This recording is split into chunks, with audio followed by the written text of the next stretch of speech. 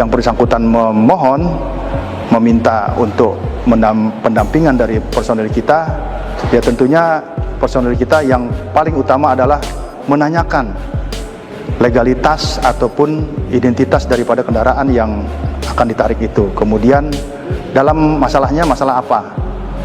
Saya kira itu wajar, karena untuk mengetahui kira-kira apa nih permasalahannya, gitu loh.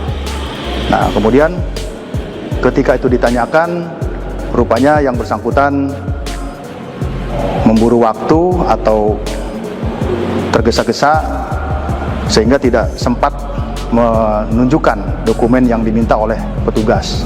Kita minta tolong ke polsek terdekat. Pada saat itu polsek yang terdekat Polsek Cinangka. Nah, kita mampirlah ke Polsek Cinangka itu. Kita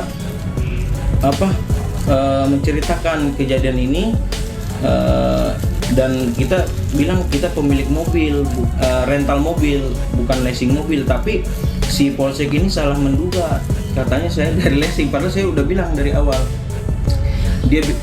Saya minta perlindungan atau pendampingan ya untuk mengambil motor tersebut. Polisi yang bertugas pada saat itu ternyata tidak bersedia untuk mendampingi. Ada rasa kecewa di situ ya. Bapak saya ngomong, kenapa tidak bisa? Ini kan polisi mengayomi masyarakat. Ini orang tersebut mau membawa senjata api, kata bapak saya. Minta tolong pendampingannya, kata bapak saya seperti itu kan. Ternyata dari polseknya pun nggak bisa, jadi dia minta izin dulu ke Kapolsek. Dia telepon dulu petugas yang jaga malam pada saat itu. Setelah telepon ke Kapolsek, ternyata tetap nggak bisa juga katanya takut kejadian kayak leasing, takutnya leasing. Padahal saya sudah bilang kalau saya ini rental mobil, pemilik mobil, dan saya membawa bukti-bukti kepemilikan mobil seperti BPKB, STNK, dan kunci serep juga gitu. Ini kan masalahnya kan orang minta tolong untuk dikawal, ngejar mobil, dan dia sendiri sudah ngomong bahwa itu yang dikejar ada pakai senjata. Betul. Gitu kan. Dan kemudian prosesnya lama kayak gitu, jalan panjang kayak gitu, sehingga dia minta. Nah, kita bayangkan sekarang polisi di polsek yang jaga di situ berapa orang. Dia sendiri kan nggak berani mutus. Akhirnya dia tanya Kapolsek, Pak, ini ada orang minta tolong dibantu apa enggak. Kapolseknya juga mikir juga dengan kondisi kayak gitu, dia kalau dia nyuruh juga mungkin keliru juga nanti. Makanya dia dengan alasan Pak Kapolsek minta syarat-syaratnya dulu, bikin LP supaya nanti kalau terjadi suatu apa-apa itu bisa dipertanggungjawabkan, kan kayak gitu ya. Itulah makanya saya bilang yang namanya main dengan waktu itulah kritikal daripada diskresi itu tadi, Bu.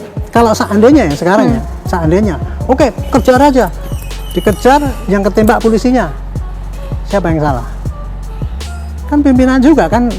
Itu kalau seandainya terjadi itu. Jadi intinya begini, polisi memang tugasnya adalah melayani masyarakat, tapi di dalam melayani itu dia juga terbatas apa yang bisa diberikan pelayanan.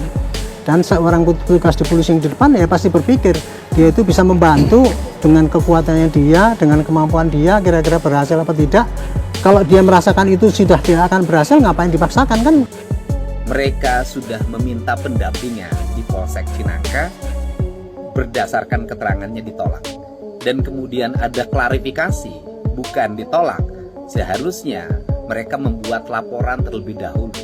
Ada hal yang menjadi harus perhatian kita semua, yaitu bahwa peristiwa tersebut adalah peristiwa dalam keadaan darurat, di mana orang yang menjadi komplotannya ada di lokasi tersebut dan membawa mobilnya. Kalau harus dibikin laporan dulu, maka mereka kabur. Untuk itu tindakan-tindakan yang seperti itu mesti dilakukan dengan cepat, karena ini adalah sebuah peristiwa kejahatan yang harus segera direspon. Kalau harus prosedurnya lapor terlebih dahulu, justru akan lebih fatal akibatnya, yang akhirnya seperti sekarang, satu nyawa merenggang karena keterlambatan penanganan.